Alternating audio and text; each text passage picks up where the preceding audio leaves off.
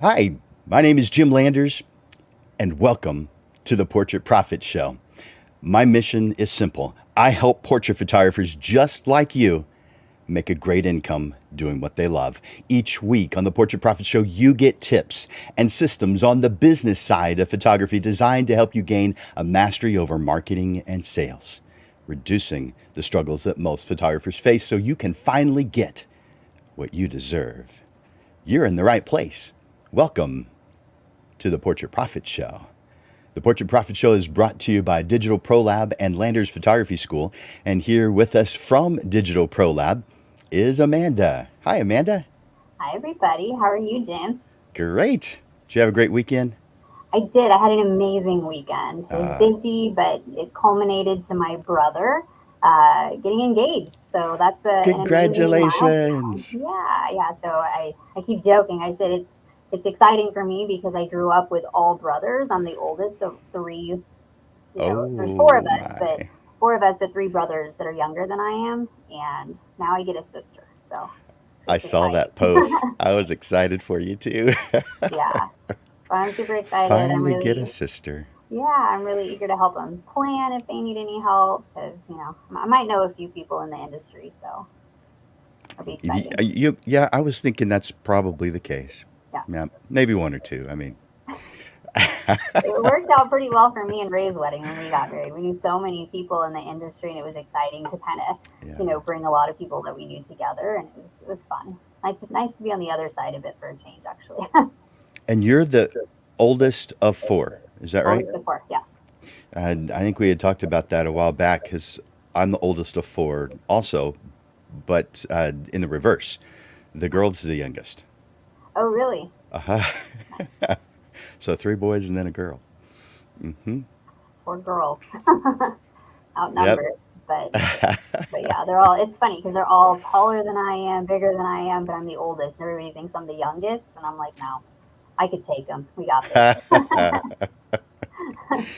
You probably look younger than they do. They probably look old. No, they're cute. Love it. so, Jero's so what? saying hi to us. Oh, Hey, hi, Zero. Jero. Yeah. So what's our topic for today, Jim? We are going to be talking about what to say and how to say it. Now, I was mentioning to you earlier, somehow I made a mistake on the title. It was supposed to be how to say it, but somehow I changed it to what to say. And we're sticking with it. We're running with that. And so, uh, will you be, did you have anything else that you'd like to share before the end? I know at the end you like to share something with us. And man, sometimes it's been wild, been pretty darn cool. Yeah. Yeah. No, I've got my stuff that I'll say at the end. Definitely have a promo code. I want to share some Yay. product features with everybody, and then anything else we've got coming up, I'll definitely share it then. And of course, my insights on today's topic. So I'm excited. Perfect. Well, thank you, Amanda, and we'll see you in just a little while. Sounds good. See you in a bit. I'm so glad you guys are here. Amanda and I put a good amount of effort into this every week to prepare this for you, so that you have something, something fun, something that fits the budget, to help you and uplift you as being a professional photographer. I want to encourage you to comment and to ask questions and to hit that like button, and if you feel so inclined, hit that love button because we love you too.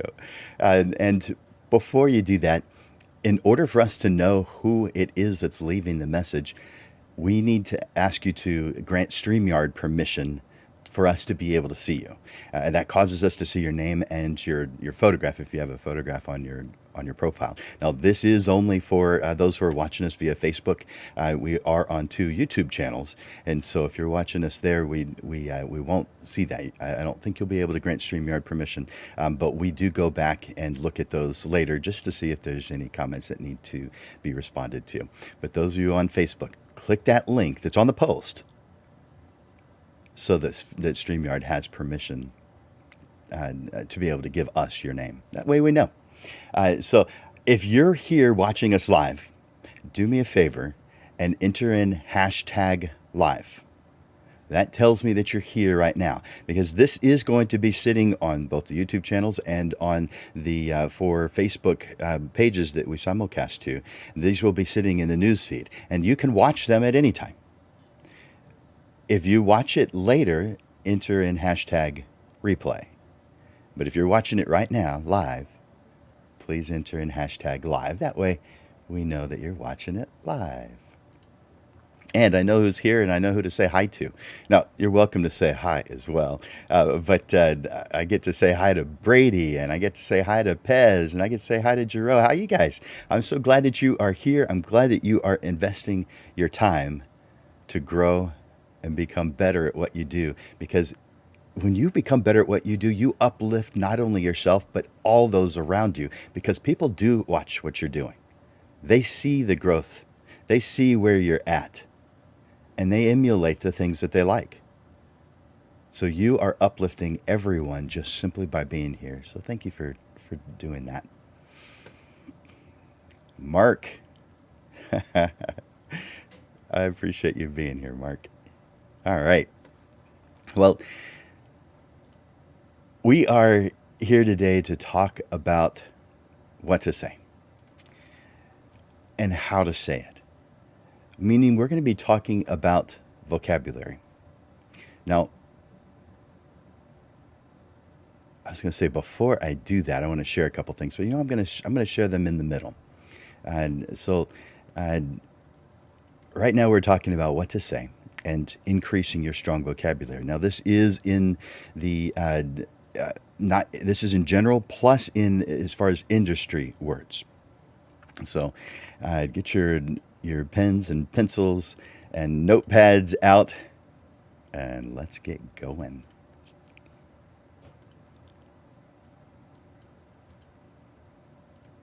There we go. All right. Now, I know, and you know, everybody knows, you work hard to provide a great product or service. But your beautiful talent may never be experienced by those who you want to work with unless you can properly describe it, all of it. It's important to be able to communicate the value of your work in a way that resonates with your audience and is both clear and interesting. After all, they are the ones who get to benefit from your beautiful talent, your products, your services. Now, I know you're thinking, or I anticipate that you're thinking, but Jim, I can see how that works with other businesses, but isn't photography different? Don't people who see your work and happen to like it just reach out to us? Call us, text us, fill out the web form, email. Aren't the sample images that we show the most important thing? A strong vocabulary is important. And of course, your photographs are important. But your photographs are just one of the important ways we photographers communicate. Words are a major part of the equation, especially considering that you must speak to your clients throughout the creative process. For portrait photographers, the words you use are extremely important. By having a strong vocabulary, you help them feel comfortable and informed about the services you're providing. And you build trust and confidence in your ability and deliver great results. As a business owner, you know it's important to come across as articulate, to be the expert to your clients, to be the expert to the vendors that you work with, to the alliances, in every way. A strong vocabulary is important for day-to-day communications like email, text, phone calls, and of course, in person. Additionally, a rich vocabulary will allow you to be more creative in your marketing efforts and better express your unique brand. A strong grasp of established professional level language will help set you apart from your competition and build trust with your clients. When you come across as an expert, you have an edge over your competitors And your confidence by default is stronger. When you sound like you know what you're talking about, your audience respects your opinions and suggestions. When I make a suggestion on a frame to put a photograph in, they almost always go with it. And I stopped showing them ahead of time. So it's a combination of things, of course, that causes you to build trust, but the words you use are an important part of that. And as far as the frame thing goes, I during a portrait selection consultation, when I'm in their homes showing them the photographs, I've got the image on their wall projected. I bring my projector with me. I project the image on their wall.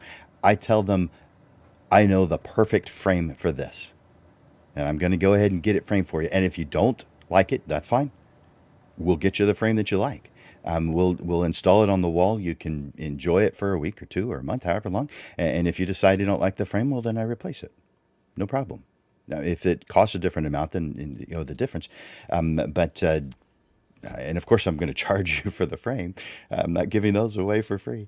But I'm going to put it in the frame for you, the one that I think is best. And they accept that because of the trust that I've built with them throughout the creative process. I mean, at that point, that's near the end. Is when I'm doing the sales presentation, the portrait selection consultation. So therefore, I've had a lot of time and opportunity to build trust with them, and so they accept my suggestion, even though I haven't showed them the frame. Now, that doesn't mean they don't give their opinion and input. They do, not always. In fact, most of the time they don't. They just accept. But a lot of times they do give a little bit of input. All right. Overall, having a strong vocabulary is an essential tool for any business owner. So don't be afraid to brush up on your industry speak and show off your knowledge as an expert to the world. Now, we see lots of ads. We have lots of different information coming our way. With so much information available to us constantly, people are quick to lose interest and often make snap judgments. It can be hard to keep someone's attention, much less get it to begin with. If something doesn't seem valuable or relevant right away, we often move on.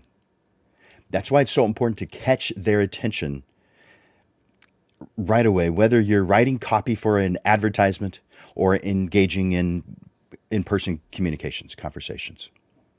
Oh, and once you have their attention, you need to do something with it. Don't assume that just because you have someone's attention, that you have their interest as well. You have to work for that.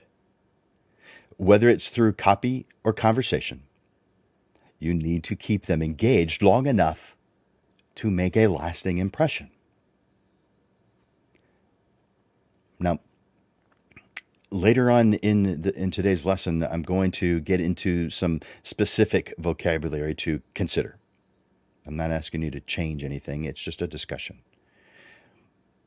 Having a strong vocabulary is an essential tool that not only allows you to express yourself clearly and concisely, it also helps you to be a better listener because you better understand what others are saying to you.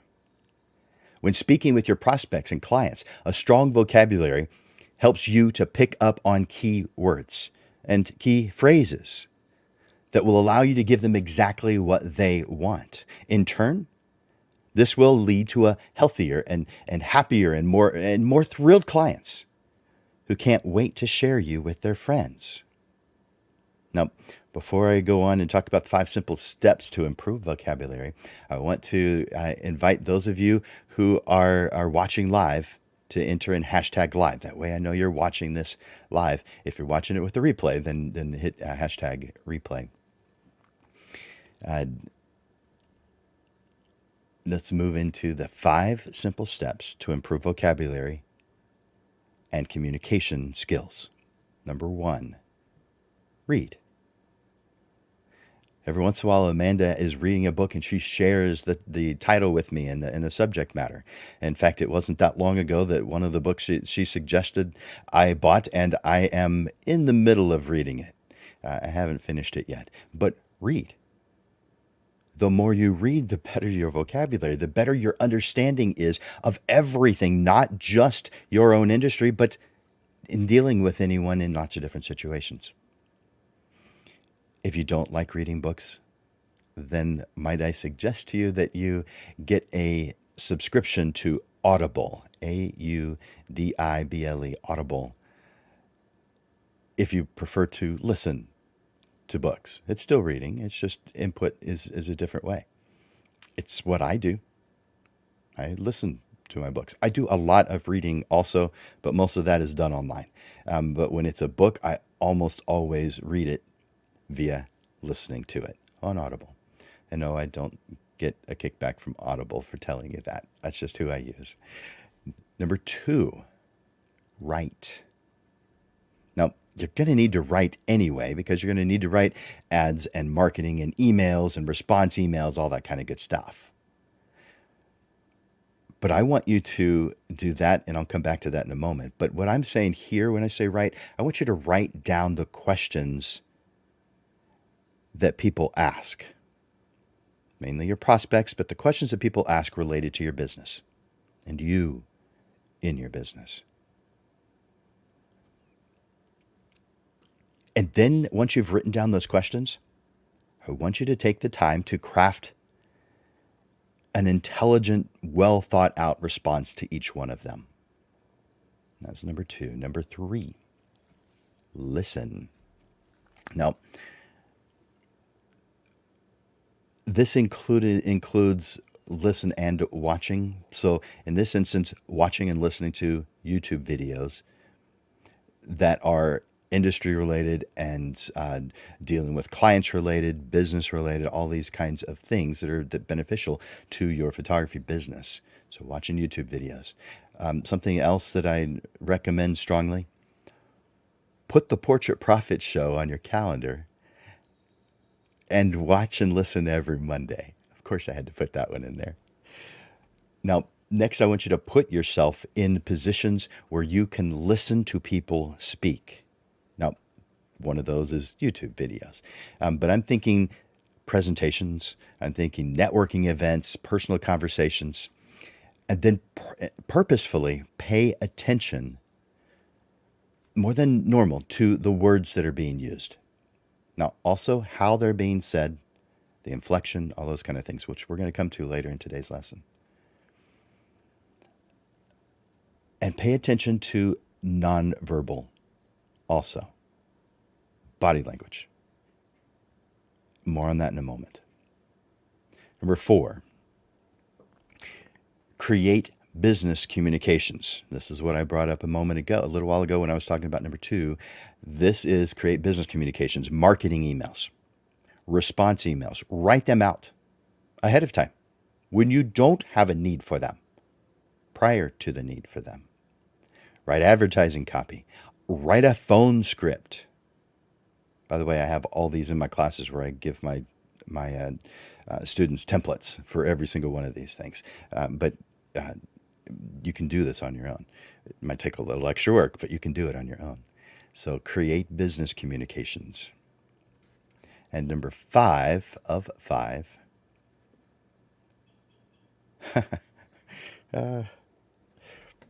sorry, I just got distracted by the comments. They're over here on my right. But I want to say hi to some more of you who have entered in hashtag live. So Francis, glad you're here. And Janice, welcome. Paula, hey Paula, I'm glad you're here. Rick Page. You know what? I'm going to add in what he said there. Big Jim. What? Uh-oh. I hope that's a good thing. Thanks, Rick. And let's see, Pez. Oh, that is a good one. Yeah, thank you for sharing that. You know what? If you guys have a book suggestion, do what Pez just did. If you've got if you have read a book that you think is beneficial to you, share that. In fact, do that right now. Put that in the comments. Share a book that you could easily recommend to someone. And if you'd like, share a little bit about it, why you'd recommend it. But share the book. Thank you so much for doing that, Pez. I really appreciate that. Change your story, change your life. Kendra Hall. Awesome. All right. Thank you guys for doing that. Again, if you're watching live, enter in hashtag live so I know you're here. All right, back to this. All right, so those are the 5 tips. I'll go over them real quickly one more time. Number 1 is read. Number 2 is write. Number 3, listen. Number 4, create business communications. And number 5, describe your products and services. Now, I didn't tell you number 5 yet. Number 5, describe your products and services. Focus on the benefits to your clients rather than the features, the things that you are thrilled with, the things that you think are cool. Describe how this benefits your target market, what gets them excited, what causes them to want to act now, not put it off. You're not trying to create a group of procrastinators. You're trying to create a group of people who act right now, who make things happen right now. Otherwise, they forget. So, second, use concrete examples and analogies to help explain complex concepts. And then finally, make sure to keep your explanation concise and to the point. So that was describing your your services and your products. And that is sales.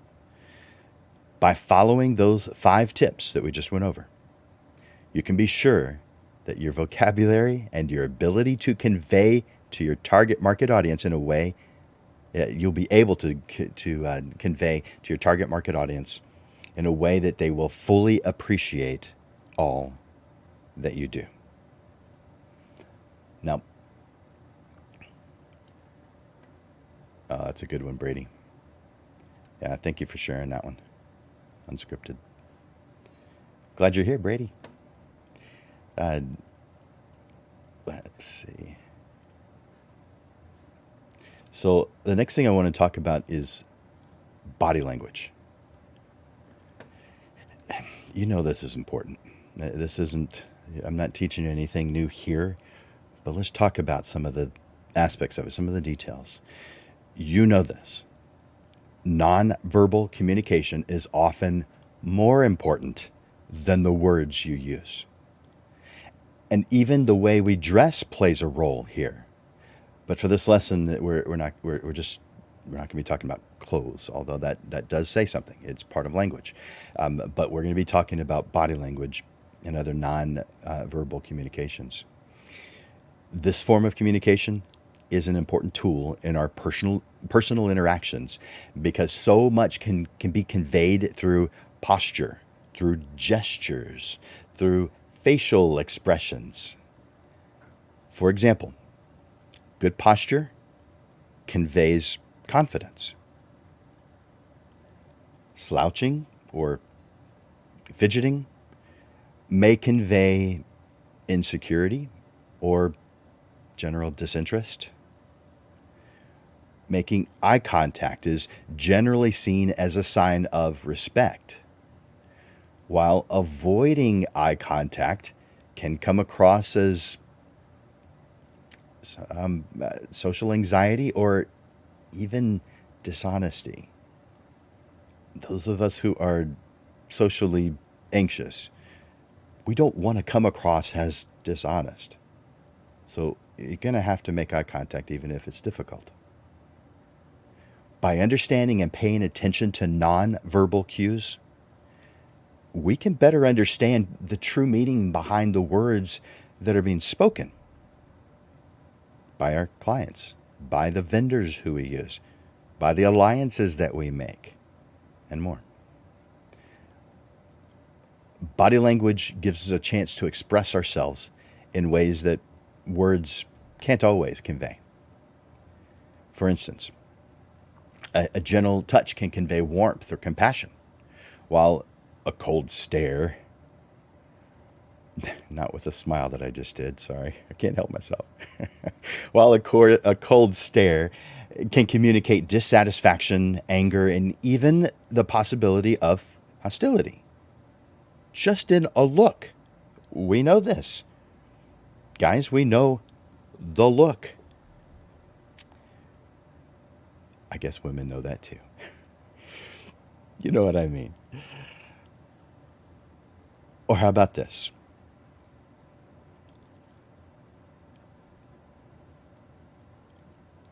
You're in a business meeting, talking with a client or a prospect, and you think you're nailing it. I mean, you think you've got this. You've made great eye contact. You're leaning in slightly. You're gesturing enthusiastically, not over the top, to emphasize your points. Then you notice that your audience has been checking her phone for the last 2 minutes. What's that about? What are they saying with that body language?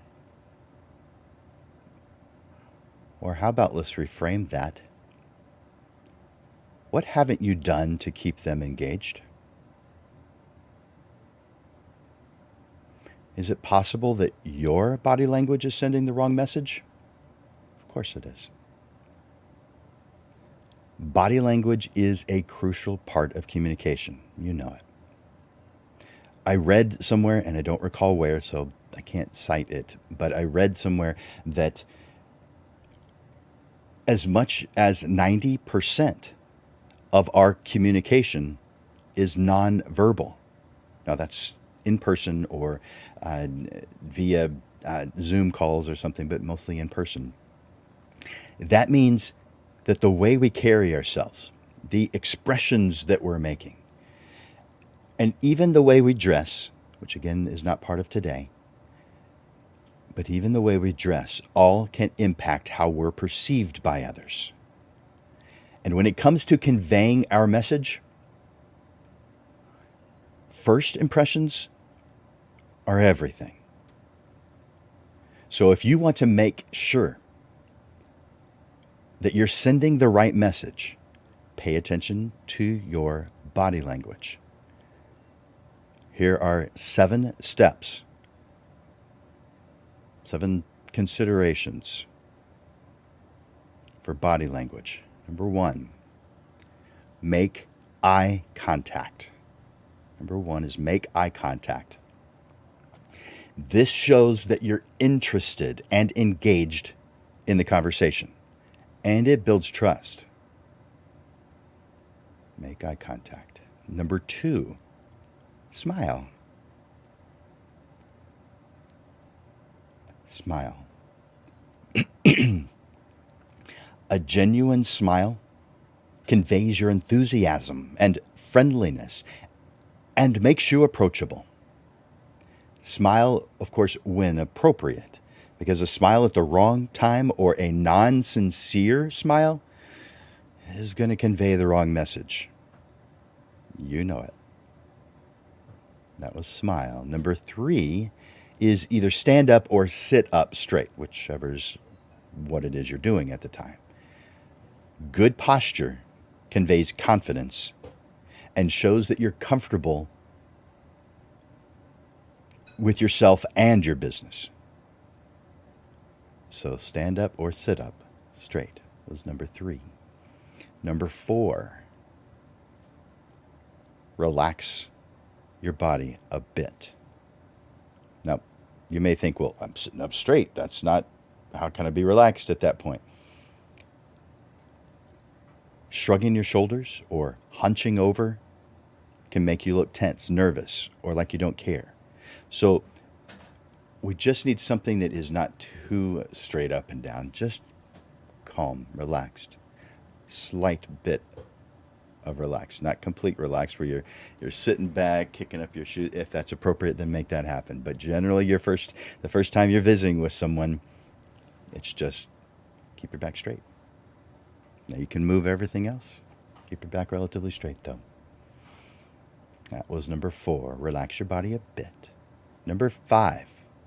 Lean in slightly. Leaning in shows that you're interested in what the other person has to say. But of course, you can be too close. That would be creepy or weird. We want to lean in a little bit, not a lot.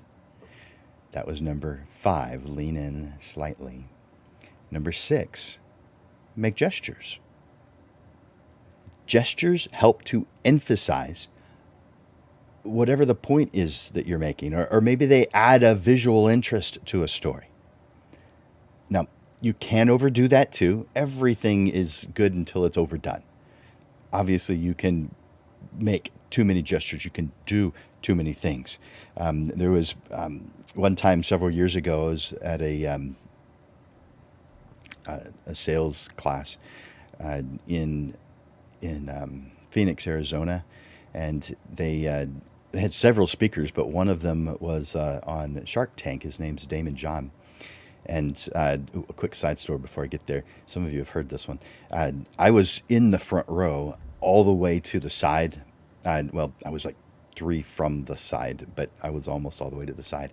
And we had seminar tables, those skinnier tables so that we can write notes.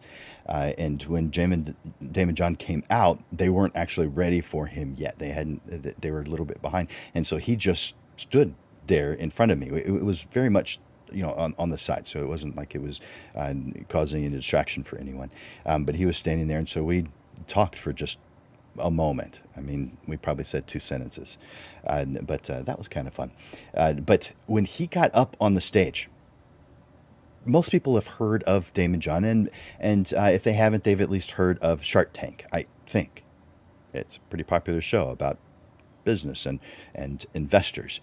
So popular show, especially for business owners. I think it's a popular show for non-business owners.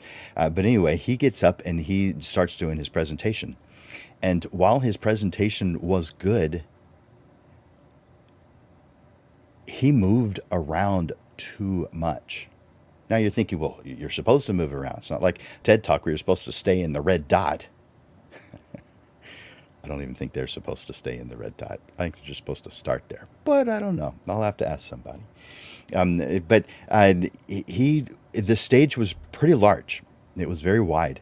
And he started off in the middle, but then he went to one corner, stayed there for a few moments, and then walked really fast. I mean, those fast walkers that you make fun of, I guess. But he walked real quickly all the way to the opposite side of the stage, stayed there for a few moments, and then did it again. Walked all the way to the opposite side, stayed there for a moment, walked all the way to the other side. I mean, he was booking it, not running, not even jogging, just a fast walk. And it just felt nervous. It was so distracting that it made it difficult to pay attention to his message. So you can overdo it with, that might be in the fidgeting category, maybe not gestures category, but still, it was distracting from his message. I still got a lot out of the message, though. That was number 6, make gestures. Number 7, open body language. By the way, have you guys come across any well-known folks that you've had a chance to visit with? If so, share it with us in the comments. I'm curious. As a photographer, we get to meet some people that average Joe never crosses paths with. I mean, I know several photographers, and we're coming to you. I know you may be watching from lots of different places, but we are coming to you from San Antonio. Even just San Antonio alone, there's a lot of photographers who have photographed some very well-known, important people: U.S. presidents, ambassadors, governors, sports stars, Hollywood directors, name it. I've photographed 2 U.S. presidents myself, and 2 or 3 ambassadors, and a bunch of other stuff. So share with me who you have crossed paths with, either just talking to briefly, or maybe you have photographed them. Share that in the comments. I'm curious.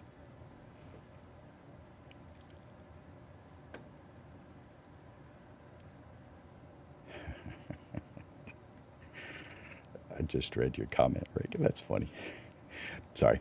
I just read Rick's comment, and I think it's funny. So, thanks. All right. So, back to number 7, using open body language. Although not always, crossing your arms or sometimes even legs can make you seem closed or uninterested. Now, again, not always. I think I've seen this written so many times where it's just a given. If your arms are crossed, then you're not interested. Well, it depends on how your arms are crossed and the rest of your body language. Because if I'm doing it up here and I'm kind of leaning back and I'm just kind of looking at you funny, yes, that's closed. That is, I don't believe you. Yeah, it says those things. But it could also say, my arms are tired. I'm going to rest them. It doesn't say always the same thing. But take this into consideration because your body language may be misinterpreted by the person you're speaking to. Open body language. Instead, try to keep an open posture to show that you are receptive to the conversation. So those were the 7 considerations for body language. By paying attention to body language, you'll be better able to control the impression that you make on others, improving the potential that you're sending the right message to them. Next thing I want to talk about is tone and inflection.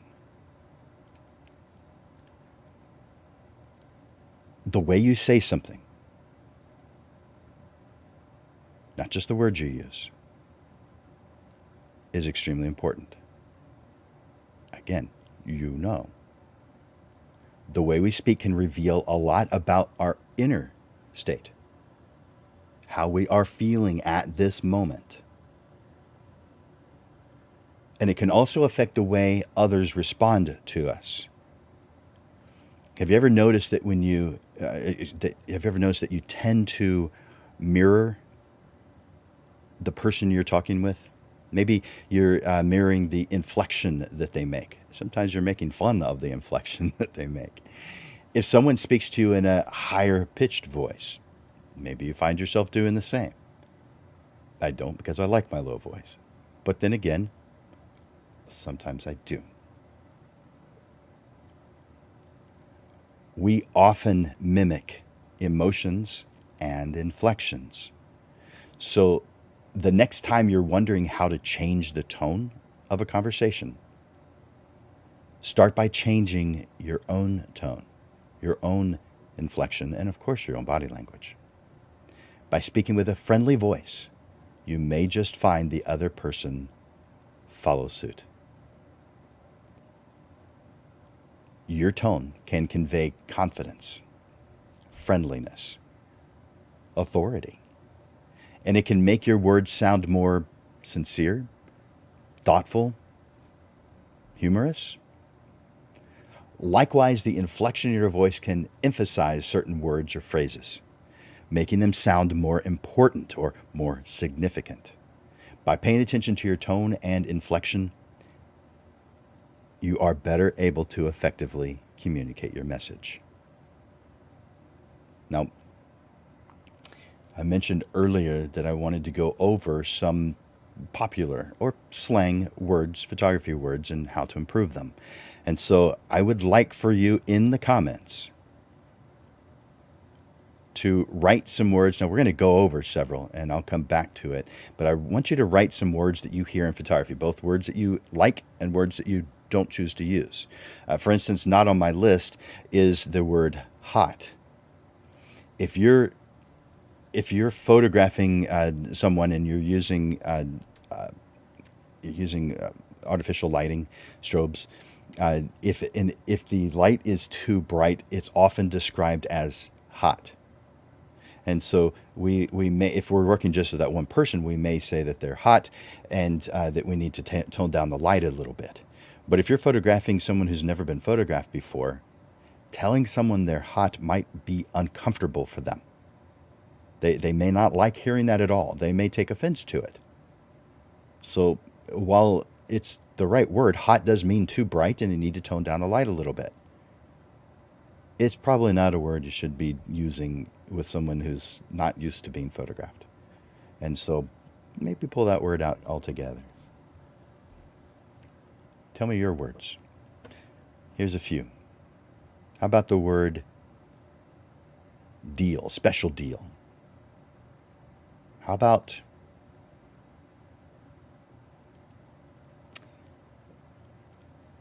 instead of a deal or a special deal, how about an opportunity? Or, man, there's a bunch of other things in there right now. I can't think of any.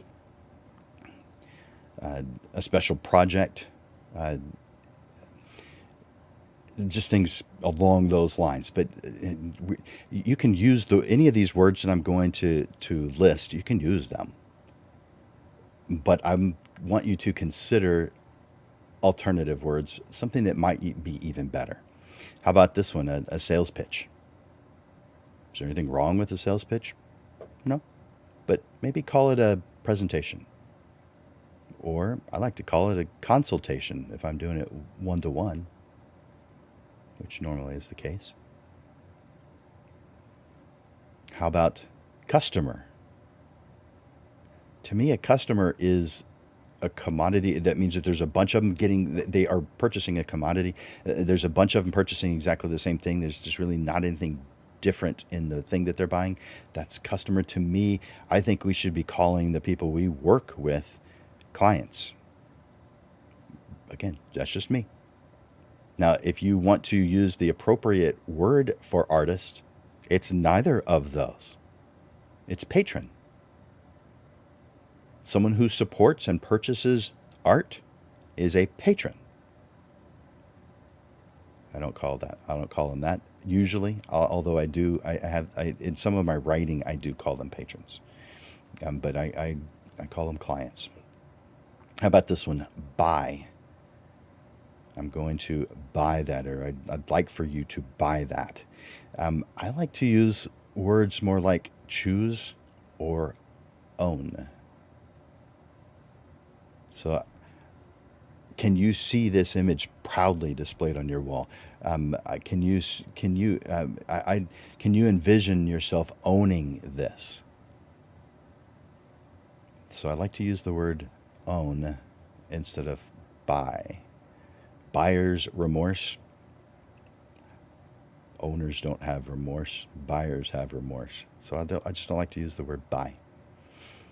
How about the word sell? Nothing wrong with it. Nothing wrong with it. But how about helping people get what they want? I mean, that is what a salesperson is. A salesperson finds out what you want and helps you to get it. A good salesperson. A bad salesperson, probably a little on the pushy side. So sell is I help them get what they want. How about free? Do you give your stuff away for free? Sometimes it's appropriate. It is. I like to use the word complimentary. I have things in, and I don't photograph weddings anymore, but I had things in my wedding package that said complimentary. And the reason is because I wanted them to have it no matter what. So if they didn't want to pay for it, they wouldn't wind up with it. And I wanted them to have it. So I included it. And I called it complimentary, not free. How about the word cost or price?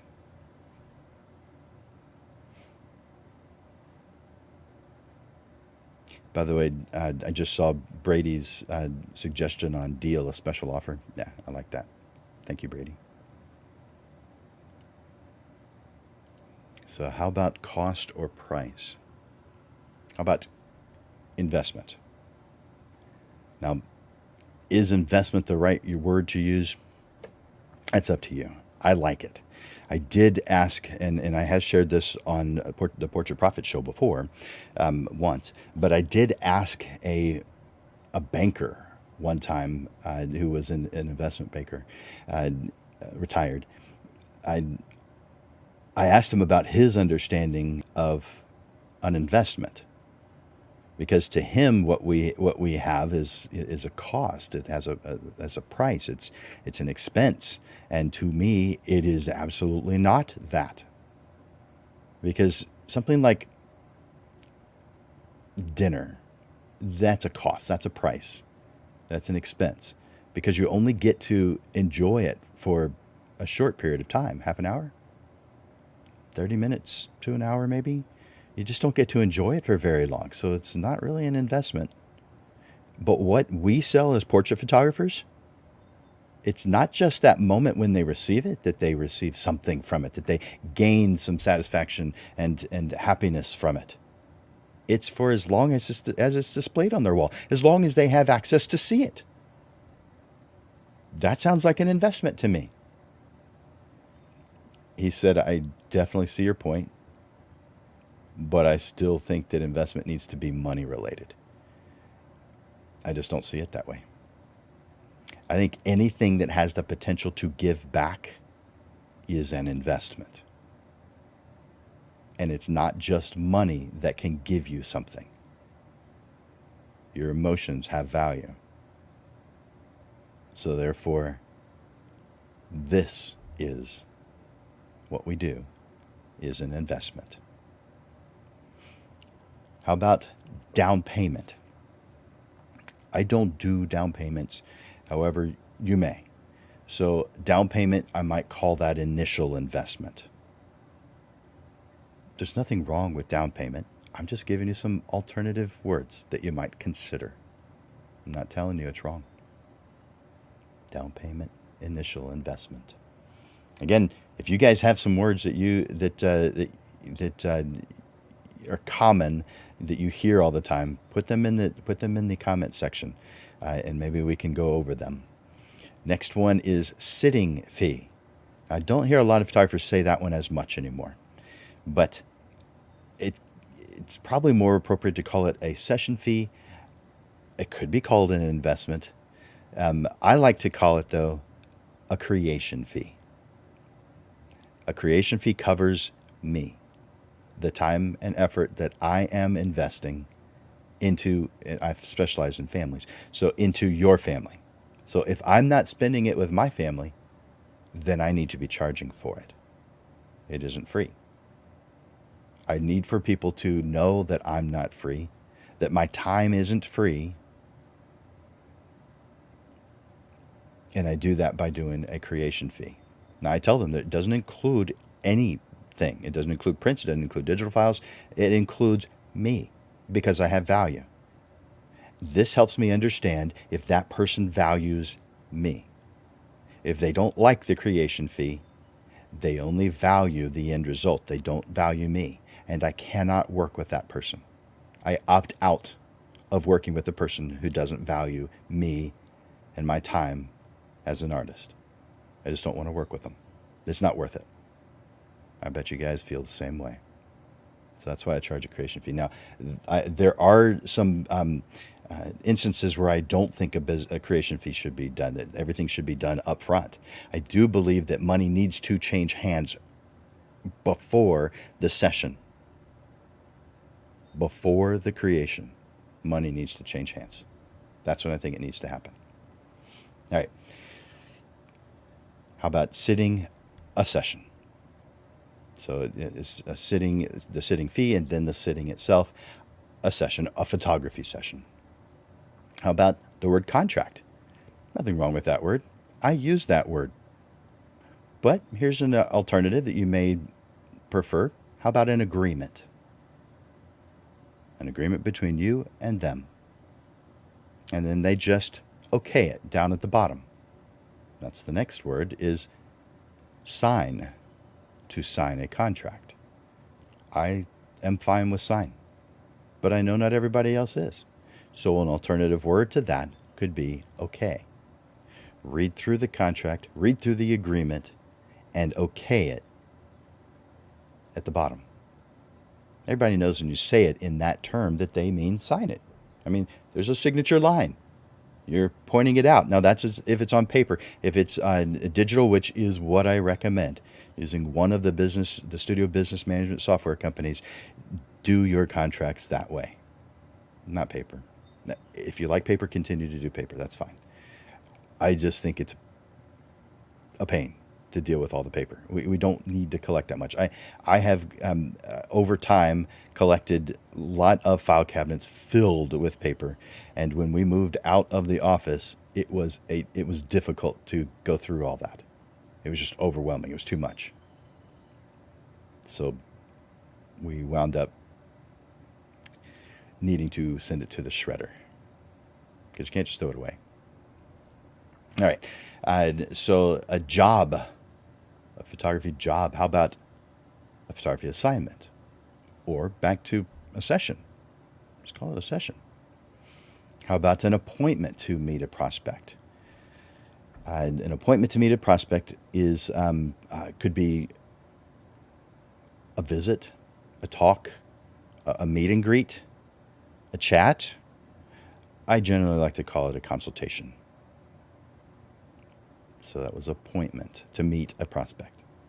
I usually call it a consultation. How about salesperson? Depending on what kind of work you do, a portrait consultant or a wedding consultant, if you have a salesperson at all. A lot of times the salesperson's us, and so we don't need to change our title. We already have one. But if you hire someone and you want someone to do that particular part of the job, of the business, then maybe a portrait consultant is what you'd call them. How about this next one? Shoot or shot. This one has gotten some attention on Facebook recently. People saying that I am going to shoot something, that family, that high school senior. This is considered bad form on Facebook, and we can understand why. Besides, it is really a lazy way to talk about what it is that you do. If that's what you want to do, great. If that's your persona, if that's the vibe you want to get off, you do that. I don't want to call it that. It doesn't seem professional to me. It seems like what the neighbor would call it because they were having having some fun. I don't call it that. I've never called it that. I call it let's say it's shoot, to shoot or on a shoot, create photographs, or call it a session, like we've done with several before. And with the word shot, how about portrait, photograph, image? So I got the shot. I got the image. How about picture or photo or pic? I don't like those except when I'm describing another photographer, a competitor. If someone asks me the question, and you may not get this very often, but I've gotten it over the years many times. Small percentage of time, but many times nonetheless. What's different about you and Joe Blow Photography down the street? Oh man, Joe Blow Photography is really good. They take really good pictures. That's how I'll describe them. But listen to how I describe myself. I create beautiful, emotional photographs that I will install on your wall so that you will have the opportunity to cry tears of joy for years to come.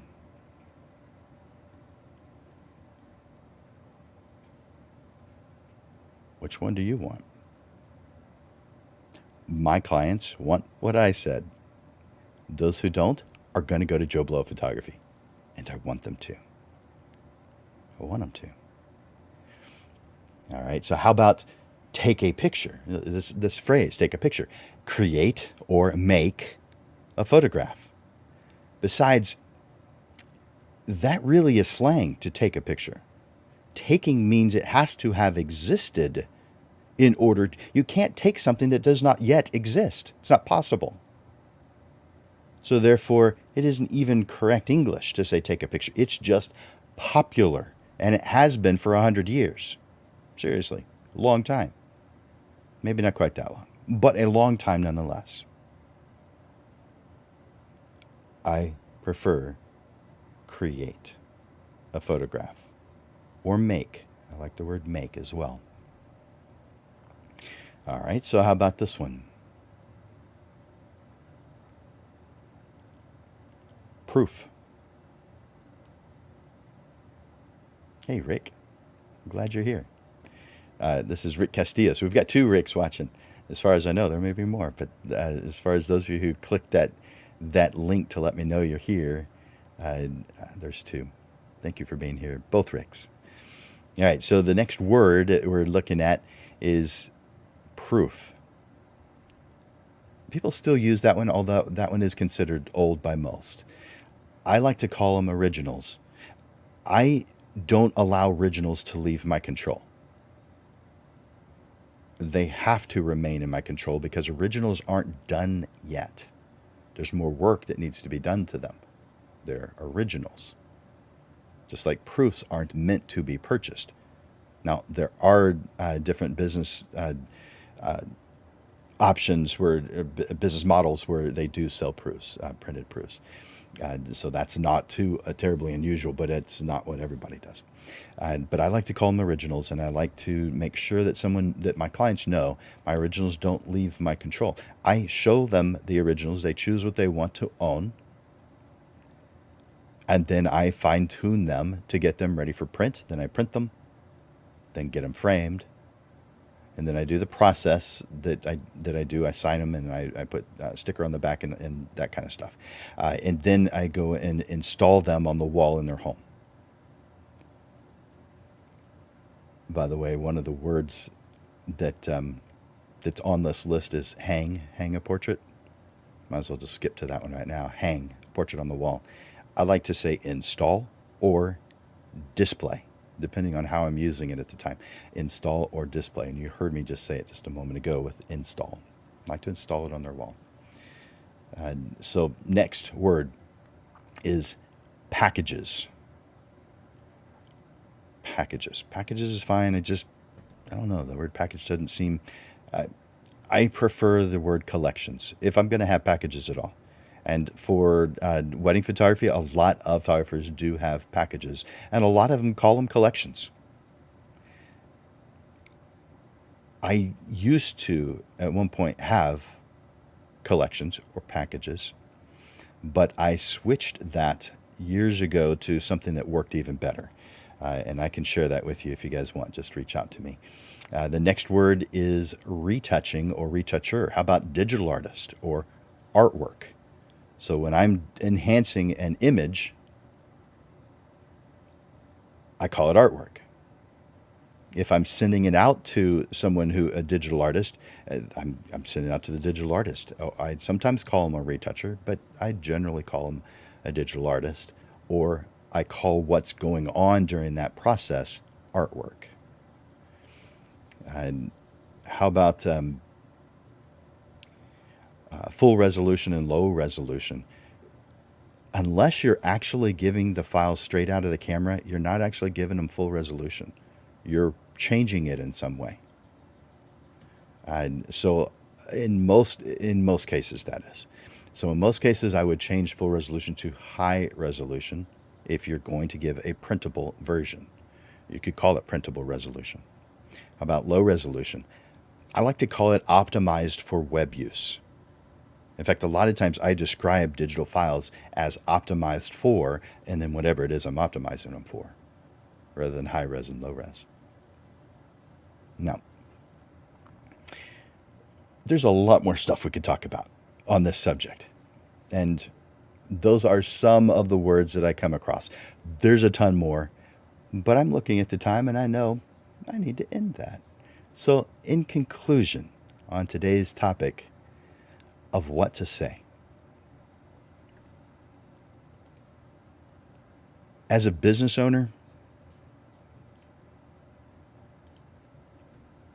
you know it's not just one thing that you need to change in order to make things work. It's a system, a series of improvements you need to make to see an increase in your confidence and in your income, your vocabulary, your tone, your inflection.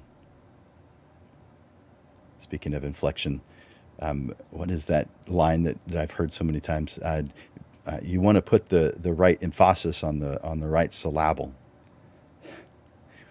Inflection, obviously incorrect inflection. But your vocabulary, your tone, your inflection, and your nonverbal communication skills are all important factors that contribute to your success. A strong vocabulary shows you are well spoken and intelligent.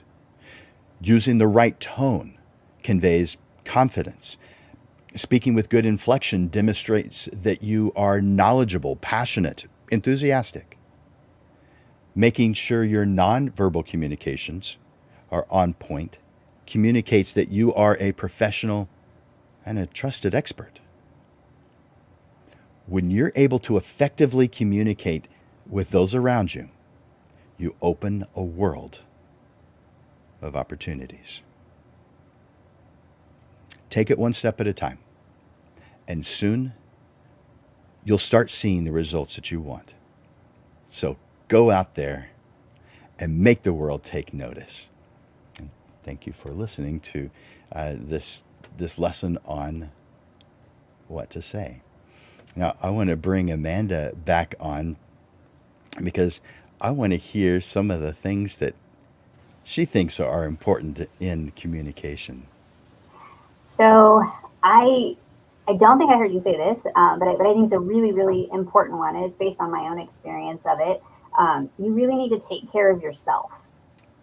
You are the owner of your company, the primary salesperson, especially in context of what we're talking about. And if you're tired because you've got so much going on, that absolutely reflects in your communication with your clients. If you're in a bad mood, that's going to reflect. If your mind is not, 100% because you haven't had coffee or again, you haven't had enough sleep, your communication will diminish. I know I definitely have that sometimes when I've got too much going on. I can't sometimes find the words because my brain is trying to, think of too many things or I'm tired or something like that. So that's from my experience, leaning into that.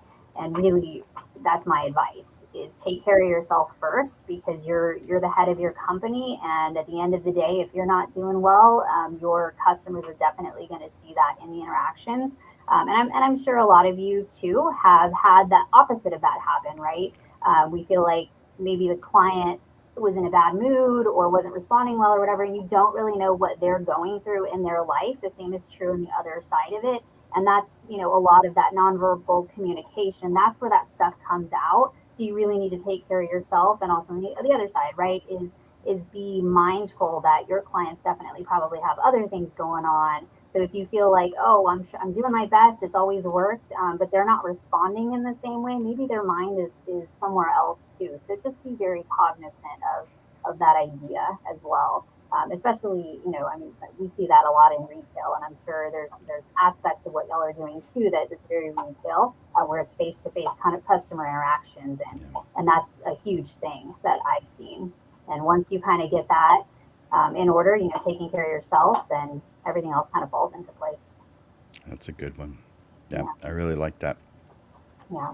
Things can get a little busy for all of us. And of course, busy is different for all of us, the details of what that means. Sometimes we're dealing with something we've never experienced before. It could be a good thing, but it's still pushing us to our limits. And so, being rested, taking care of yourself, man, that does really make a difference in communication. Thank you for sharing that. Yeah, absolutely. The other thing is, lean on your own experiences. If something has rubbed you the wrong way or a certain way somebody says something has rubbed you the wrong way in your interactions with other salespeople, then that might be a reflection of your style of communication. And, you may have a great experience. Think about the great experiences that you've had, maybe not with another photographer, but, car sales, or you've gone furniture shopping, or, any type of interaction where there's a sales technique being implemented. See what you really like about that interaction that made you feel warm and fuzzy by the end of it, and see if you can implement that in your everyday use for your own company. I know we do that. Ray and I, when we go travel, we're always looking at other types of, products and things like that are in actual use. So like when we go to Vegas, we see, printing on steroids, of course. So we're getting a lot of ideas and that sort of stuff, and things that are exciting to us. We get excited. We hope that our customers would get excited as we bring those types of products or ideas or inspiration from that. So, in sales, absolutely, you need to look at those sales experiences outside of your own markets, and see what you like and how you can implement those things in your own practice. And that's my advice on the sales technique part of it. And that's what I've done too. I always take the great warm and fuzzy sales experiences, and I'm like, I really like this about that, and I try and implement it in my own sales techniques too. How do you do that? Do you just take mental note, or do you actually write it down at some point? Um, I generally will just take mental note of it, but if I need to, I'll definitely write it down, especially if it's a little bit more complex of Mm. a sales technique. But other than that, I keep a lot of things in my head, so I just work best Do that you way. have a photographic memory? I have a somewhat photographic memory. That is so fantastic. I don't come across a lot of people with that, but I'm always impressed when I come across it. It's rare. It's not the norm. Mhm. Yeah, it's a good thing, but it could be a bad thing too. I got a lot of stuff rattling up in here. It's probably true. Yeah, Probably some things. I don't need that to keep on popping up in my head.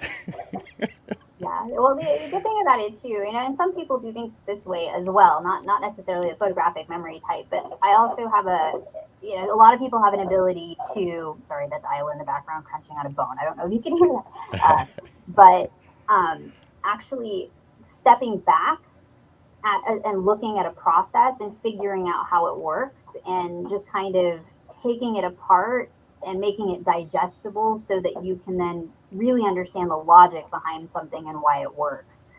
So sometimes you need to be able to just kind of take a step back to figure all that out. And I know that helps me, especially, with machines and people and Mm. computers and all this stuff. If I had to have all of that rattling around in my brain, which sometimes it does, it would be overwhelming. But understanding a baseline logic and process, and we talk about that a lot, right, Jim? So create processes, create, tangible, repeatable things. It's the same thing. I just do it in my head. I wish I had the time to go and put everything down on paper and procedure and everything, which I highly recommend you do if you have the time, because I wish I had all the time to do it for me. Yeah, I agree. It's beneficial for us to do that, but Mhm. it's hard to find the time for it. And we know it. We know it. There's more things that we want to do and know we need to do than there is time to do it. Yeah, And of course, that's we it. have to waste a little bit of time, have a little bit of fun. Yeah, So, I mostly sleep on those occasions. yeah. That's what I do. Or play violin. Or play violin. Yeah, music's a big part of my life for sure. And doing nonprofit work, I like that too. And that's another thing. Part of taking care of yourself is finding the things that rejuvenate you. And for me, that it's giving back. That's what I do, which is part of Portrait Profits. This energizes me. I know it energizes you too to help people. And Hmm. you have to find that energy to continue to move forward and be innovative. Every day, to be honest, we got to wake up every day and find that energy to continue and move towards our goals, whatever those might be. Agreed. Hmm. Well, thank you, Amanda. I appreciate you sharing your thoughts and your experiences, and I thoroughly appreciate and enjoy them. Absolutely. So, did you have some things that you wanted to share with us today?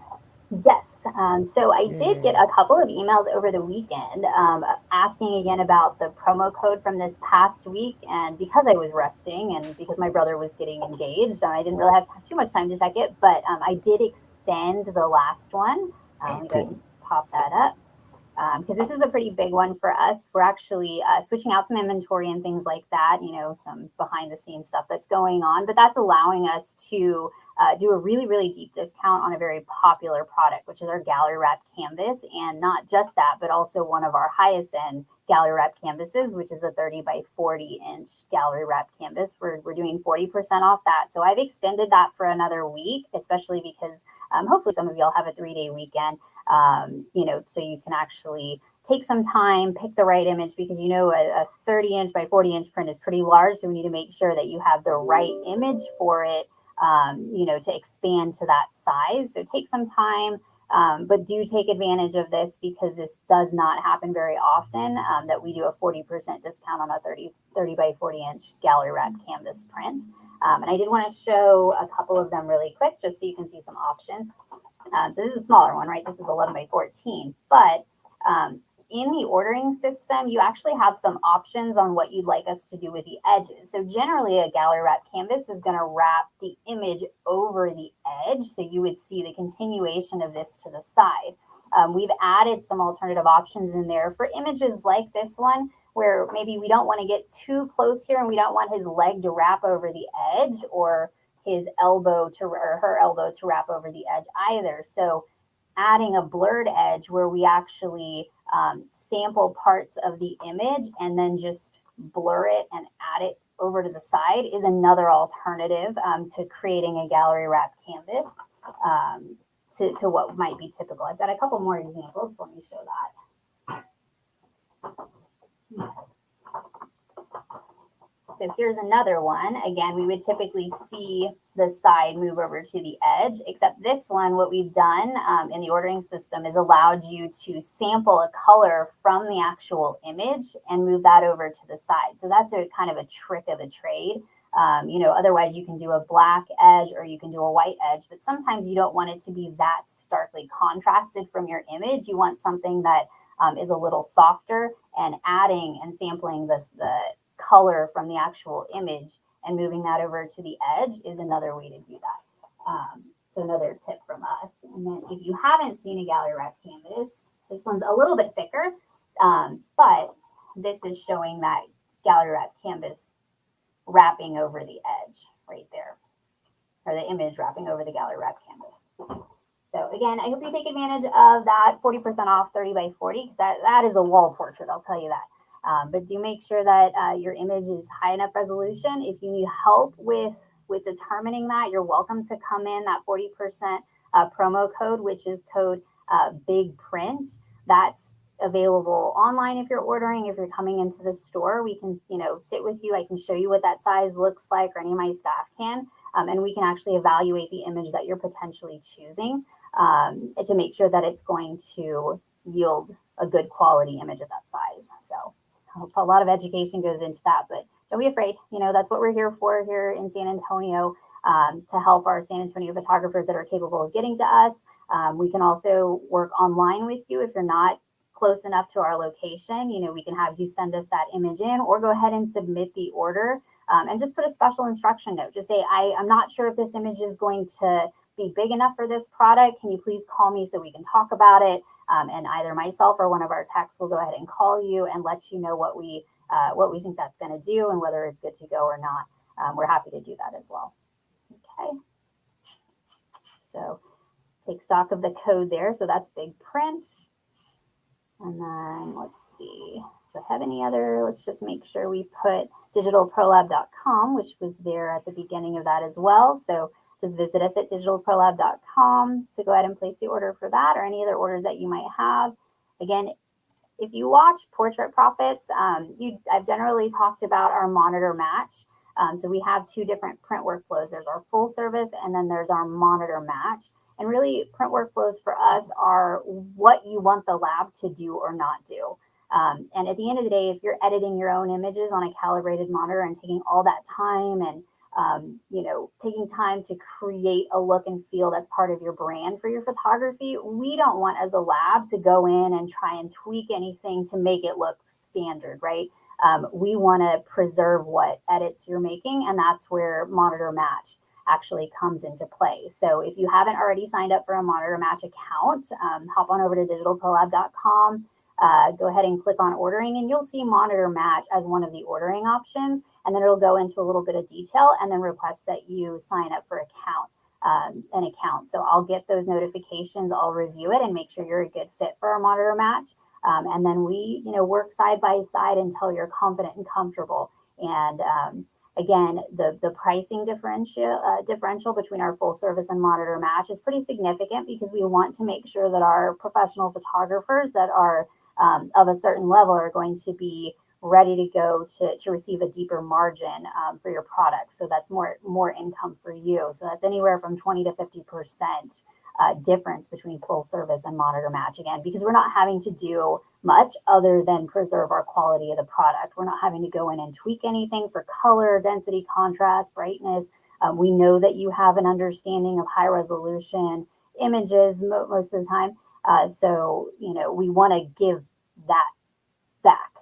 And that's what Monitor Match is great for.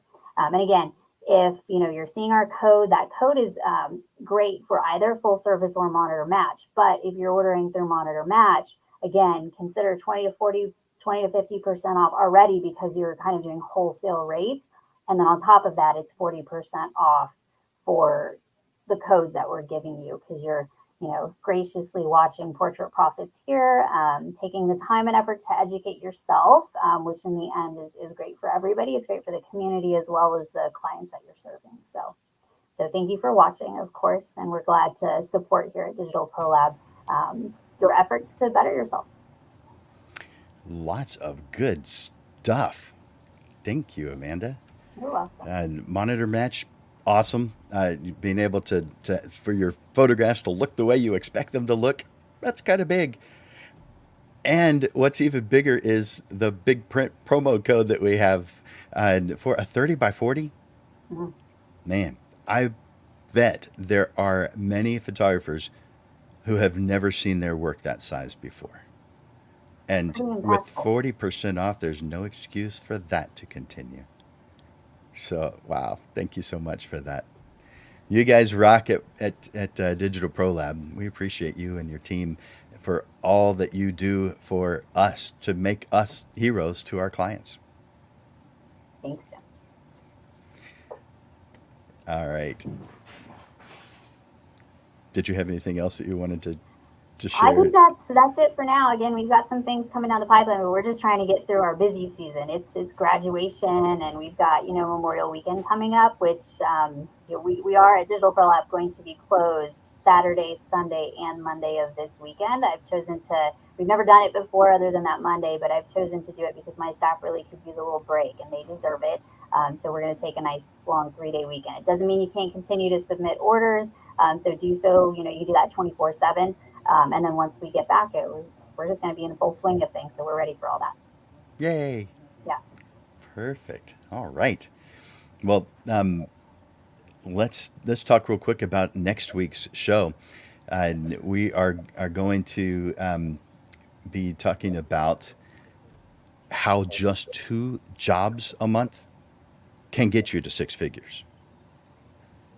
So we'll talk about how to make that kind of thing happen. Now, is that the right way for everyone? No, it's a way that might be the right one for you. But it's a good idea to see lots of different ways because no matter what, there's something good in all of them. But you'll be surprised how quickly, with the tools I'm going to share at next week's Portrait Profit show, how quickly you are going to reach 6 figures. And it's not as hard as you think. It is absolutely doable, and lots of photographers do it. So I'm going to share that with you. So put that on your calendar if you have an interest in getting to 6 figures or just hearing a way to make that happen. How just 2 jobs a month, 2, can get you to 6 figures. All right, so that's for next week. Do you have any thoughts on that one, Amanda? I'm looking forward to it, actually. Good. I'm glad to hear that. All right. Well, thank you, Amanda, for all that you do, and uh, I guess we'll close out today's lesson. So thank you, Amanda, and we'll talk again soon. Sounds good. Thanks, Jim. Thank you guys for being here to hear something new or hear a different point of view. I appreciate your investment of time. Your business appreciates your family, your loved ones, and your entire photography community appreciates your investment of time in growing so that you are uplifting those yourself and those around you. Good communication is one of the keys to success.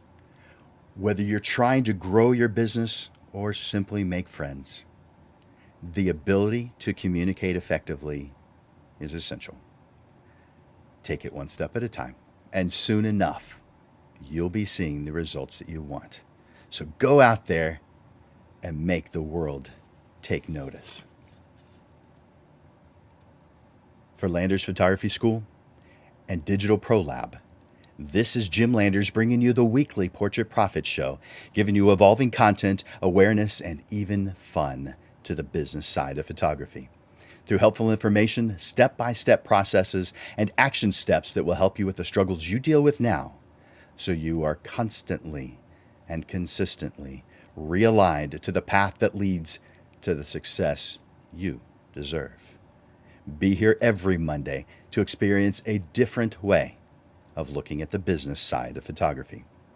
Thank you for investing your time here at the Portrait Profit Show. Bye for now.